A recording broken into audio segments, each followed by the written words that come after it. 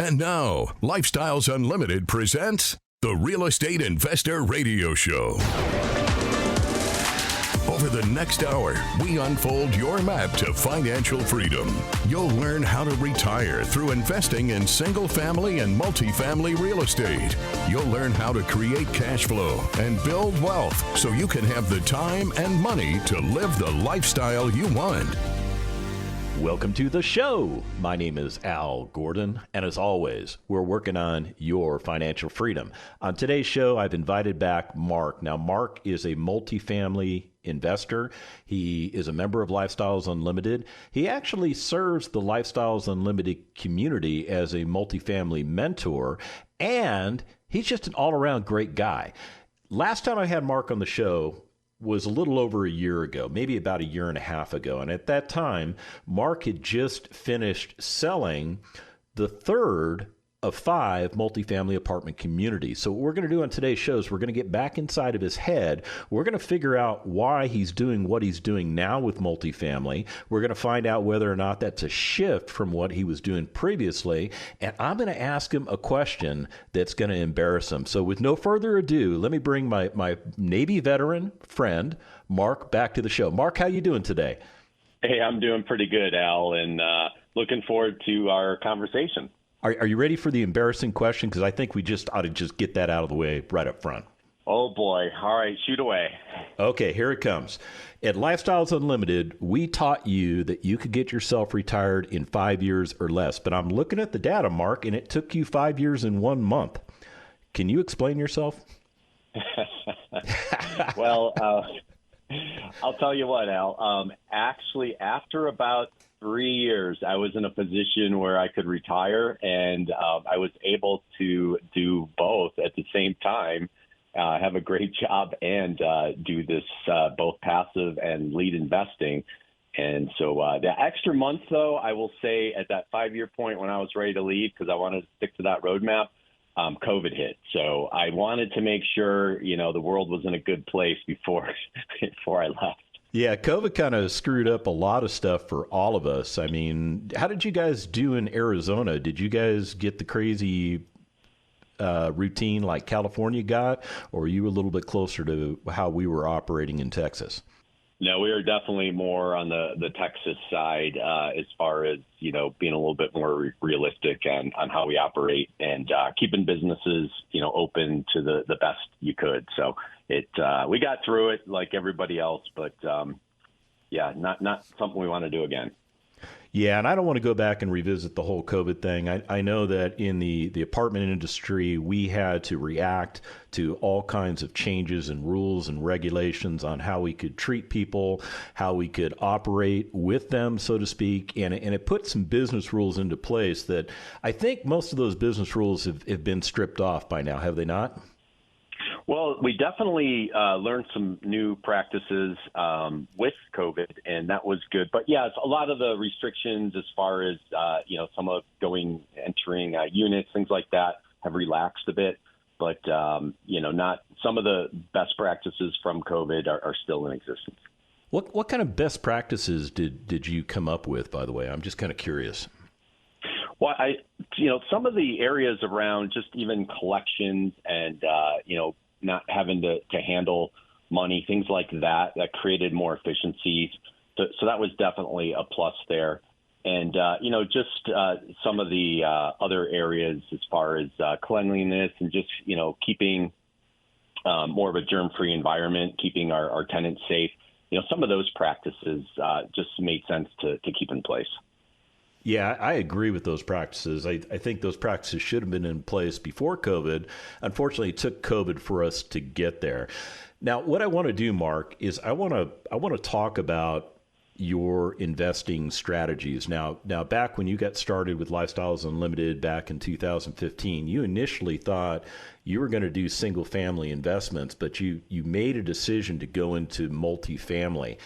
Now that we're 8 years in the future from that decision point, do you have any regrets? I do not. I followed the roadmap and advice of the mentors. And kind of to your point, when I joined, I had 6 single family houses. I sold 3 right away based on the recommendation of the mentors, which was really just looking at the numbers, and moved that into passive investing. And then I ended up selling the last three over time and closed on the last single family in 2019 and redeployed that equity into multifamily. And how's the ride been so far? I mean, you've retired yourself. How's the lifestyle? Oh, it's great. I set my own schedule. It's kind of fun when you set up a vacation. I don't really need to go, request time off from my boss or anything, or if I want to go out to a lunch or whatever I want to do, I don't need to sit there and, let my senior manager know where I'm going or what I'm doing. Tell me about how corporate America just wasn't doing for you what Lifestyles Unlimited ultimately opened the doors for you. Sure. When I started in corporate America, it was a very exciting transition from the Navy, much different type of atmosphere, work environment. And I really did enjoy it. I was a sales engineer and got promoted several times and had to move the family, which was exciting when you're younger. But after a while, I realized each promotion, you got a little bit of pay bump, some extra stock, and it just sort of became a grind in a sense where you were asked to do more and more, work more and more for just a little bit more pay. And then I started looking at the big picture where I was going with my retirement.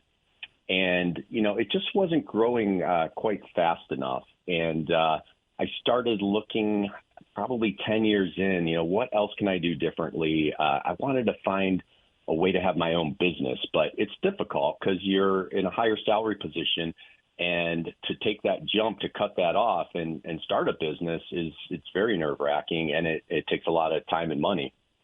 So finding a way off that treadmill was really my goal. Did you get off the treadmill? So once I joined Lifestyles in 2015, I really saw a path where I could be buying single-family houses or apartments and investing and creating that kind of that second leg, so to speak, of income. And that's where I saw it grow over time, first as a passive investor and then really take off as a lead investor. And it gave me that dual income, so to speak, where I have this corporate income and then I've got this real estate-driven cash flow coming in. And it just gave me great confidence and comfort knowing that I had a future and the ability to leave corporate America, when I was ready. How old are you today, Mark? I am 55 years old and still engaged in real estate just because I love it and helping people. But at this point, it's there's enough saved and invested where I've got the cash flows, to live and comfortably for the rest of my life. So I'm going to take you back to your 47th birthday because that was the year you decided to join Lifestyles Unlimited. Now we know your results. I mean, you're the proud owner currently of 255 units as a lead investor. You've got well over 3,500 units under your belt as a passive investor. You're heavily invested in multifamily. But there are people listening to us right now that are the age of around 47 years of age that are thinking that what you did was extremely risky. It was extremely against conventional wisdom. What would you say to people like that? I would say that you need to have faith in the roadmap. It's not just me that has gone down this road and been successful. There's hundreds and hundreds of other members or even thousands that have followed this roadmap and really created that snowball effect with the money they started with and kept growing it and got to a point where their net worth covered their expenses with the cash flow. When you made the decision to leave corporate America, did the people that you knew back in those days, did they think you were absolutely nuts, or did they think you won the lottery? What was going on?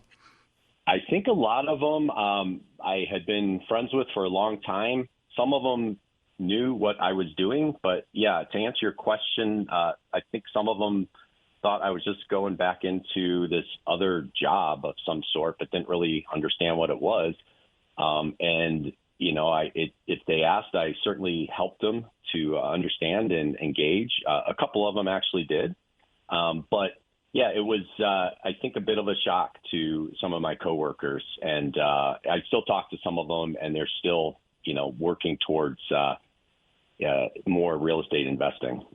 I remember from the last time you were on the show, we were talking about your beautiful daughters, and one of the things that you were concerned about was being able to be in a position to provide for their futures, whether it was going to college, whether it was paying for weddings, that type of thing. Have you been able to put all of those concerns to rest?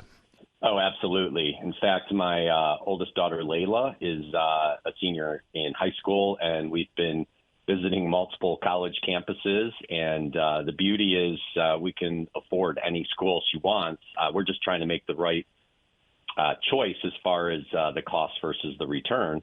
But as far as paying for college, I have lots of friends who set up their government accounts to save for college, putting a little bit away each paycheck. I simply invested in my own deal and more than doubled my money, which easily pays for the most expensive college in the U.S. So what's she thinking about studying?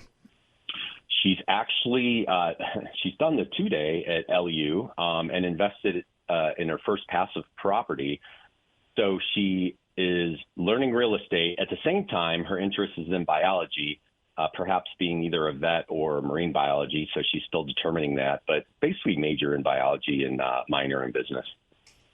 Man, I love that. She's able to pursue what she wants to do, yet she still has her feet grounded in real estate, and you've opened the door for her. I mean, this is completely different from our lives when you made the decision to go to college and I made the decision to go to college. Now, I don't know your story 100%. I know you went to the Naval Academy, but for me, I could not get into college unless I had a scholarship. The only way I could afford to go to the school that I went to was to get one of those Army ROTC scholarships, and that's what paid my way. Is that why you went to the Naval Academy?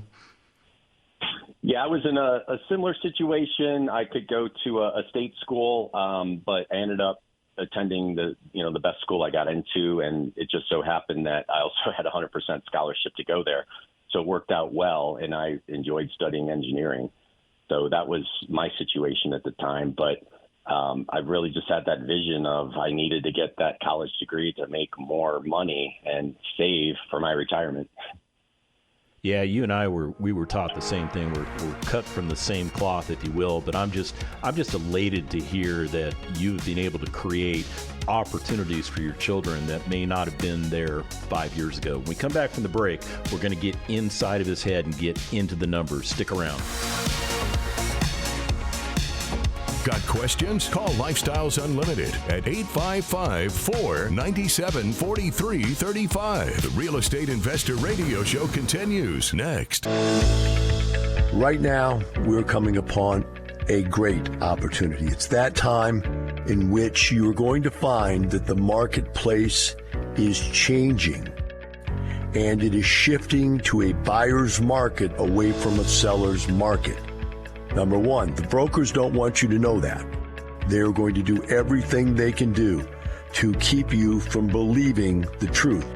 Number two, the sellers don't want to believe it, although in the back of their minds they know it. Now, that doesn't mean everybody will crater for you, but some people are going to be in those situations where they have to negotiate for deals, and you've got to be there. Now, if you're not there, you won't get one. Join us for the free online workshop, and we'll show you how to be in the right place at the right time in any market cycle. Register at lifestylesunlimitedworkshop.com. lifestylesunlimitedworkshop.com. That's lifestylesunlimitedworkshop.com.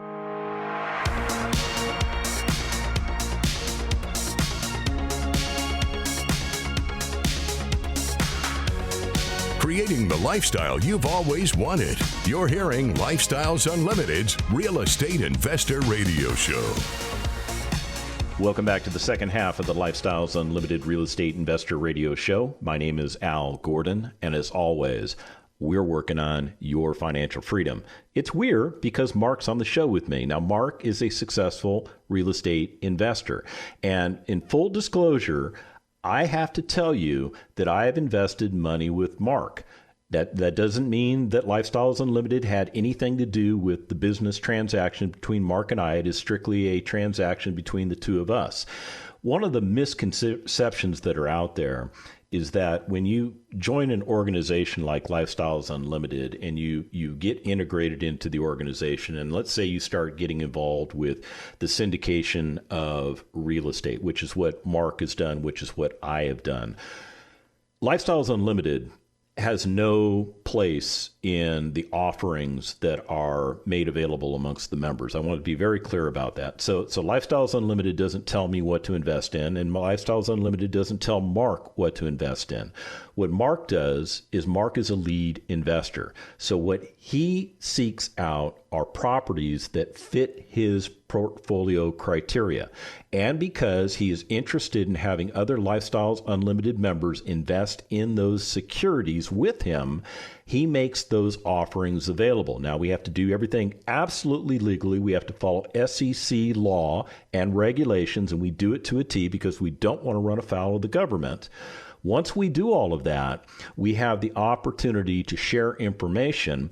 And Mark had an offering that he made available not too long ago. It was at the end of 2021. And it was an offering that came to me. And I said, this fits what Tina and I are trying to do with our portfolio. So we asked if we could invest with him. And Mark said, yes, you can invest. So we invested money with him. Now, in full disclosure, I'll just tell him, Mark, that I sent you $100,000. That's what I offered for investment, and you accepted the $100,000 into the deal. Now, recently, I received a K-1 from you that showed that I lost $65,000. Now, you and I both know I haven't lost a dime. But can you explain to our listeners why I would invest $100,000 into a property or properties, because there's multiple assets in this investment portfolio? How is it that I take a loss in the first year of the investment? Sure. That is one of the beauties of investing in real estate, and it's really required by the IRS. And what we are doing is working with specialized consultants, and they're able to do what's called a cost segregation study. And they look at the property itself, and typically with multifamily on a straight line depreciation, it's 27 and a half years, but you're actually able to take parts of that property and do accelerated depreciation, 5-year, 7-year, and 15-year components, and you can take that depreciation all in year one. So we end up looking at the property, working with a consultant, and writing off for depreciation what we legally can do and what the IRS requires us to do. And that's really what happens, and that loss on paper will offset gains. So that's one of the big advantages with both multifamily and single-family real estate investing. Yeah, what I loved about getting that K-1 was that I had sold a property, a single-family house, in 2022.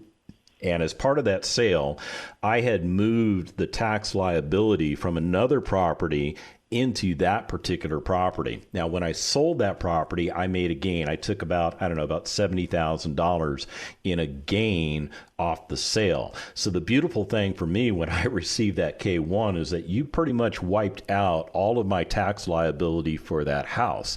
And I got to say thank you for doing that, Mark. I really appreciate that. You're absolutely welcome. And I actually had a similar thing. I sold a property and I needed to offset some of those gains. And that's the beauty of with real estate investing is I was able to offset a lot of those gains for last year's tax purposes. So one of the questions I love to ask all of my guests is, do you happen to know what your effective tax rate is by any chance? Boy, it's very, very low, single digits. I'm able every year to really offset the gains I've had over the last 5-6 years with all my real estate investing. So I probably couldn't even tell you. It's single digits. It's so low. It's almost not measurable. It's that low. Correct. Oh, that's a beautiful thing. Now, there are people out there listening to us thinking that we're going to get the Al Capone treatment from the IRS, but this is all completely legal. I mean, what you're doing is legal. What I'm doing is legal. We're just following tax law, so there's no reason for the IRS to send their 86,000 new agents to your house or my house, correct? Correct. Yes, it's a requirement from the IRS to take that depreciation on your real estate. Now, I also have to point out that neither you nor I are tax professionals. I'm not a CPA. I don't even play one on the radio. I know you're not a CPA. Are you a CPA, Mark? I am not, but I definitely work with a couple CPAs to make sure everything is done correctly. Oh, so you have CPAs on your team that provide you advice. Absolutely. That's the best part is building your team and having the experts around you so that you can consult with them, make sure everything's done correctly, and also plan what you're doing next and having that ability to look forward. So who else do you have on this team of yours? I mean, CPAs are important, but they don't do all the heavy lifting. Who are the key elements that you have as part of your team?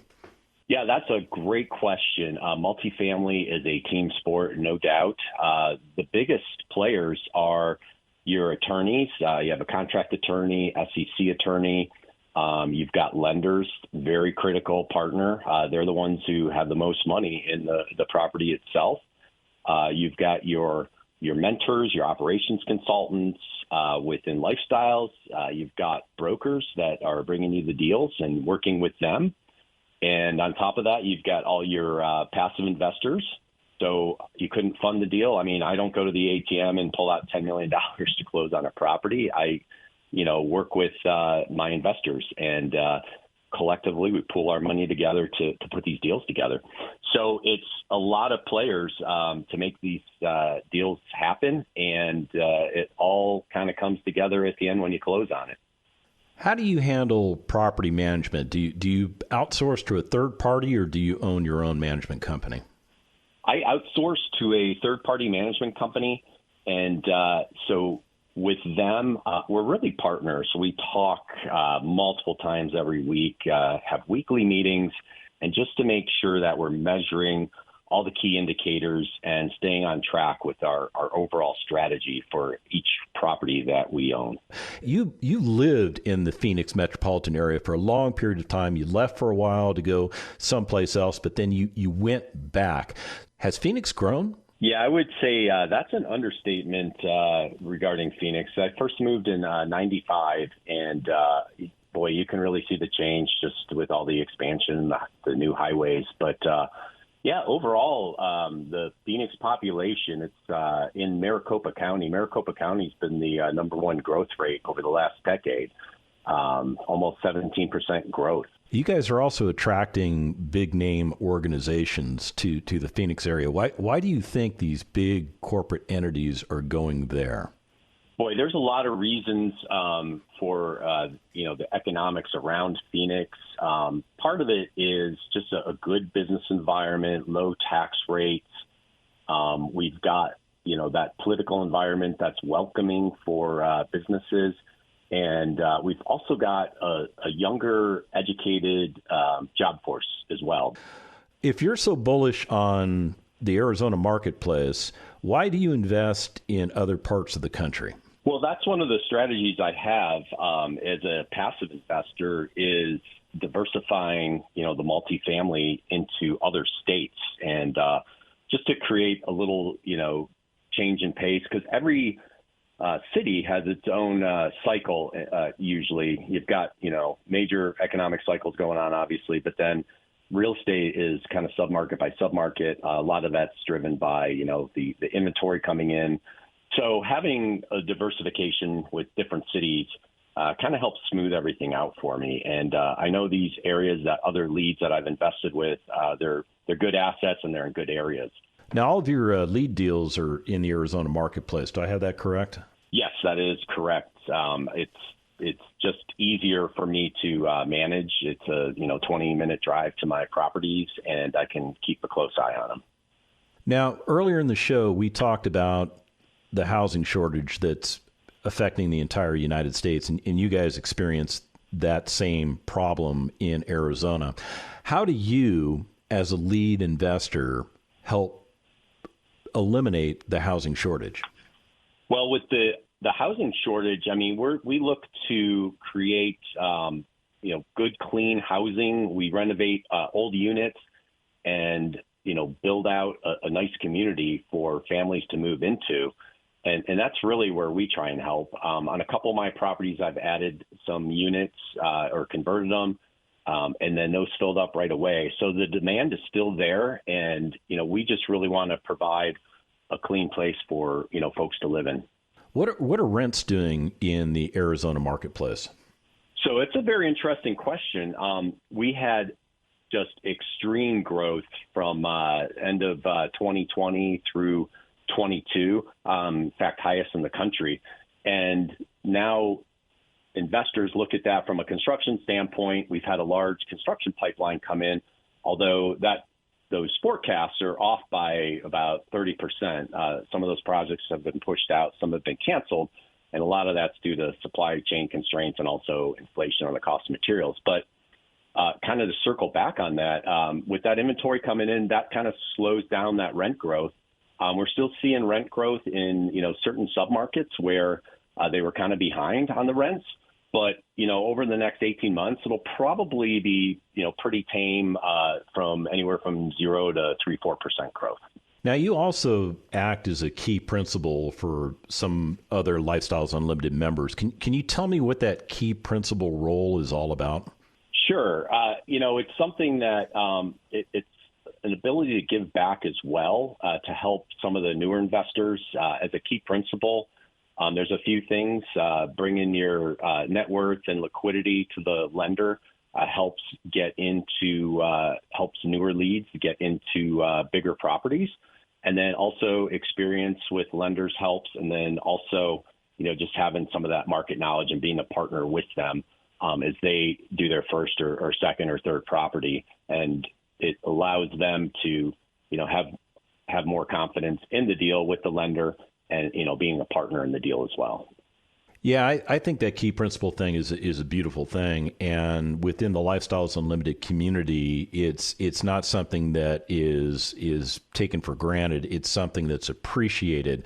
For instance, my son Jonathan, he's 25, and when he gets back from his overseas deployment, we intend to get him focused on being a lead because that's what we were supposed to do before he got deployed. But he doesn't have the net worth in order to take down his first apartment community. But by partnering with somebody like you who has the net worth and the potential liquidity, you bring that to the table, which allows my son to be able to cross the threshold with the lenders, because now all of a sudden there's somebody in the game that has something potentially at risk, so the lenders feel more comfortable with that. Is that a fair analysis? Absolutely, yes. And, and it also can help get better loan terms as well, or a loan that a lender may not have wanted to do, but having a key principal along, it opens up more doors, more options on the lending environment. What would you say to anybody that's listening to us that thinks we're nuts? Well, I would say you should continue to talk to other members who are real estate investors, whether in Lifestyles or out of Lifestyles, and help educate yourself and understand the benefits of investing in real estate. But really, to invest in real estate, you need that education. You need to have experts around you. And that's what Lifestyles really brings, is that network of experts to help you get to where you want to go. Yeah, Mark, you're one of those experts that are out there that helps the membership, and I want to thank you so much for doing that. I also want to thank you for taking time out of your busy schedule, even though you control 100% of your time, to spend some time with me on the radio, because I know that the words that you have spoken today have resonated with somebody. There's somebody out there that finally realizes that everything we talk about on this radio show isn't a pipe dream. It's absolutely true, it's absolutely obtainable, and that they could do it too. I think one of the biggest problems that they have is maybe they have fear holding them back. What would you say about overcoming fear? I would say educate yourself so you know what you're getting into, but have faith in the Lifestyles map. I honestly, my first investment, I was a little fearful, but as things progressed, I became very confident and got over it very quickly. Yeah, and you're like totally retired and totally living the lifestyle. Look, if you want to do it too, go to lifestylesunlimited.com, sign up for a free workshop, and let's get you going. The information and opinions you hear on the Lifestyles Unlimited Real Estate Investor Radio Show are those of the hosts, guests, and callers. The Lifestyles Unlimited Real Estate Investor Radio Show is for entertainment purposes only. Please consult a professional regarding your personal investment needs. Nothing presented constitutes an endorsement, recommendation, offer, or solicitation to buy or sell any product or security.